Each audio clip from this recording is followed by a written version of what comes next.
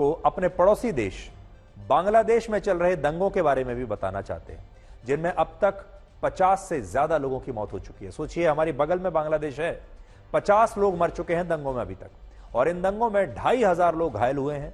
और ये दंगे क्यों हो रहे हैं?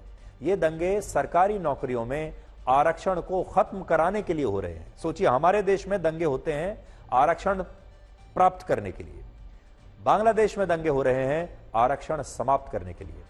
और इस समय बांग्लादेश की स्थिति ऐसी हो गई है कि वहां इन दंगों को नियंत्रित करने के लिए अब सेना को बुलाना पड़ा है।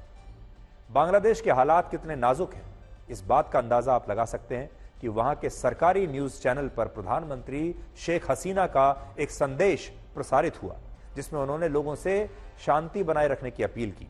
लेकिन इस संदेश से ये दंगे और ज्यादा भड़क गए और प्रदर्शनकारियों ने सरकारी न्यूज चैनल की बिल्डिंग में तोड़फोड़ करके सरकारी न्यूज चैनल की बिल्डिंग में ही आग लगा दी।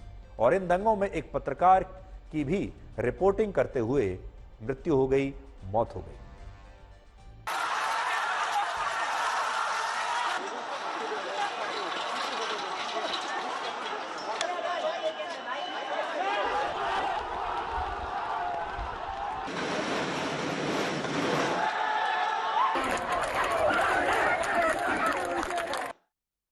जैसा कि हम आपको बता चुके हैं, बांग्लादेश में ये दंगे सरकारी नौकरियों में आरक्षण के खिलाफ हो रहे हैं।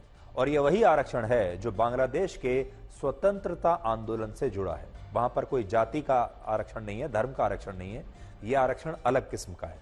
वर्ष 1971 के जिस युद्ध के कारण पूर्वी पाकिस्तान से अलग होकर बांग्लादेश बना था, यानी जिस युद्ध के बाद बांग्लादेश का एक अलग देश के रूप में निर्माण हुआ, उस युद्ध में शहीद होने वाले वॉर हीरोज के परिवारों को पीढ़ी दर पीढ़ी बांग्लादेश की सरकारी नौकरियों में 30% आरक्षण मिलता है। 30% बहुत बड़ा आरक्षण है।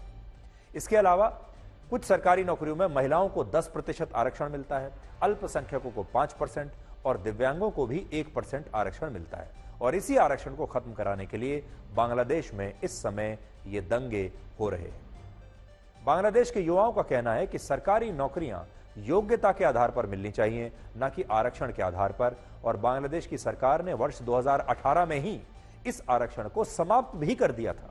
लेकिन इसके बाद इसी साल जून के महीने में ढाका हाई कोर्ट ने इस आरक्षण को फिर से बहाल कर दिया, जिसके बाद सुप्रीम कोर्ट ने हाई कोर्ट के फैसले पर रोक लगा दी और फिर से आरक्षण को समाप्त कर दिया। लेकिन इसके बावजूद अब भी बांग्लादेश में इस आरक्षण के खिलाफ दंगे रुके नहीं, दंगे चल रहे हैं। क्योंकि वहां के लोग, अब आप सोचिए, जब सुप्रीम कोर्ट, सरकार कह चुकी कि हम आरक्षण समाप्त कर रहे हैं, सुप्रीम कोर्ट ने भी आरक्षण को समाप्त कर दिया, तो फिर दंगे रुक क्यों नहीं रहे? इसका कारण यह है कि प्रदर्शनकारी चाहते हैं कि सरकार इस आरक्षण के खिलाफ बाकायदा एक कानून बनाए, ताकि भविष्य में कभी कोई और सरकार या कोई और अदालत इस आरक्षण को फिर से बहाल ना कर पाए। इसलिए सरकार को बाकायदा इसके लिए एक बिल लाना चाहिए और संविधान के तहत कानून बनाकर हमेशा के लिए संवैधानिक रूप से इस आरक्षण को समाप्त कर देना चाहिए, जो सरकार करना नहीं चाह रही।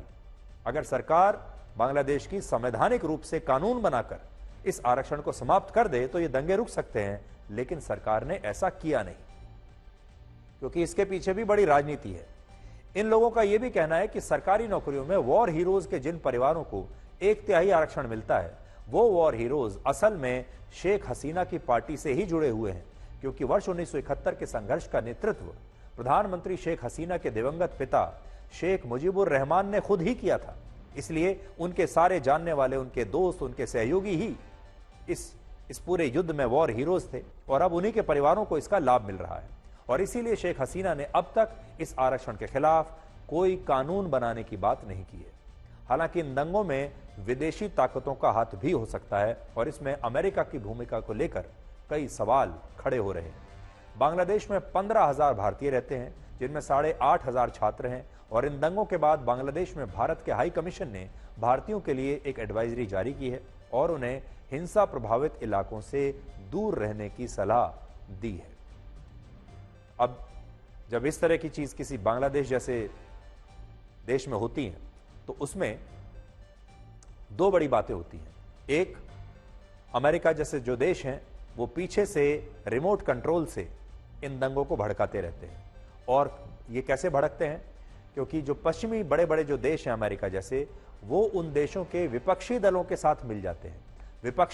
विपक्षी दलों के बड़े बड़े नेता, ये बड़े नेताओं से मिल जाते हैं अमेरिका के या पश्चिमी देशों के, और फिर ये मिलकर वहां दंगों को भड़काते हैं। एक और चौंकाने वाली खबर यह है कि बांग्लादेश में हो रहे इस आंदोलन के समर्थन में पश्चिम बंगाल में भी अब विरोध प्रदर्शन हो रहे हैं और वामपंथी दलों के छात्र संगठनों ने बांग्लादेश सरकार की कार्रवाई का कोलकाता में विरोध किया है और बांग्लादेश के हाई कमीशन का घेराव करने की कोशिश की।